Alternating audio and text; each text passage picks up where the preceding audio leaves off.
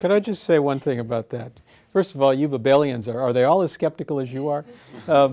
But I spent a number of years of my life in the finance business, and these new regulations, no one in the finance community would characterize them as allowing people to continue to do whatever they want. The last crisis emerged from the financial sector. And it was a function of a lot of things, but fundamentally it was a function of over-leverage, too much debt. And banks levering up their balance sheets to ratios that were not sustainable and dangerous. And we all know the consequences. So much of the financial reform has been to address that particular issue, increasing capital requirements for banks, and imposing more transparency in the banking system, dealing with derivatives trading. It's a pretty complex package and a pretty comprehensive package. Can I say that it addresses every conceivable problem that will ever arise? Of course, nobody can. But the important thing is that we're moving together, the US and the EU, to address some of the principal problems that caused the last crisis. And we should feel good about that. You're right to be skeptical, but these are monumental regulatory actions that are taking place, and we should work together to make sure that, that we're doing it in harmony. And I believe we are. One of the things we should all be proud of is that during the depths of the financial crisis, the world community came together through the G20, Europe and the United States in particular, and agreed that, first and foremost, we should put changes in place so that the world will never have to experience a devastating financial crisis like this again, if we can help it.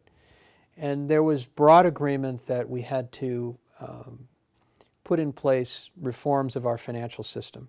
And that's happening. In the United States, the Obama administration was able to pass the most sweeping financial reform since the 1930s, reform of our banking system, our trading system. And Europe is doing the same thing. Much of the time that we spend interacting with the EU has to do with ensuring that we're moving ahead together on financial reform.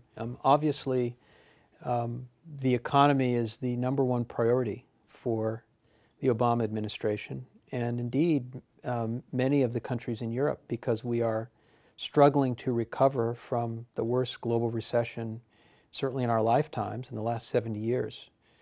So much of the work that governments will do to improve the economy will be focused domestically. And we see that around the world, governments dealing with deficits and trying to increase economic activity and put people back to work.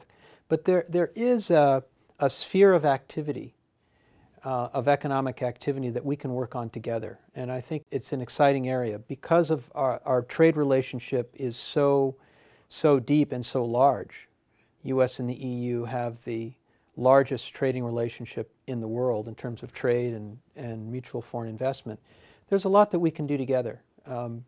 Some of the most interesting upside opportunities in our view is to deal with non-trade barriers, regulatory barriers to businesses that want to do business in both the US and in Europe. In the upcoming summit, I'm sure that our leaders will be talking about some of those opportunities and how we can work together to advance them. Everybody recognizes that our respective economies have to do better on renewable energy, for example, or innovating to create new technologies and new, exciting new technology industries. And we can do better agreeing on how we're going to approach regulation and standards in these areas than if we go our separate ways.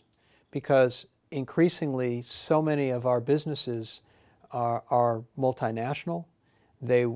Companies want to compete both in Europe and the United States, and indeed around the world. And when Europe and the United States join hands on issues like setting standards for new technologies, it sends a very powerful signal to the rest of the world. And we can be so influential together because, you know, collectively, the US and the countries that comprise the European Union represent 60% of worldwide GDP. So when we come together, it's a very powerful signal. And we should use the power of that partnership for our mutual self-interest. Each country finds a different mix of fiscal consolidation and stimulus. Each country decides how they're going to deal with the banking crisis. Some have decided to inject capital into the banks. Others have decided to allow banks to restructure. And what I'm saying is I'm not prepared to pass judgment on which system is better or worse, what's the right mix or not. Countries are going to decide how they're going to do it on their own. And again, these are painful issues. Not everyone is going to be happy, but it's a process that globally we are going through, and we're just going to have to deal with it and hope that the measures that we put in place will prevent this from happening again.